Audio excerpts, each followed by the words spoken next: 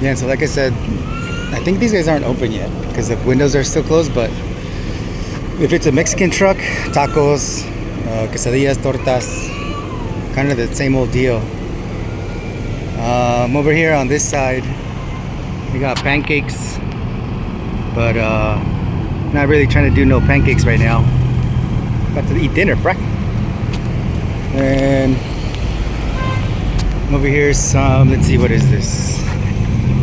Looks like some mariscos also, or seafood. So yeah, it gets pretty active here.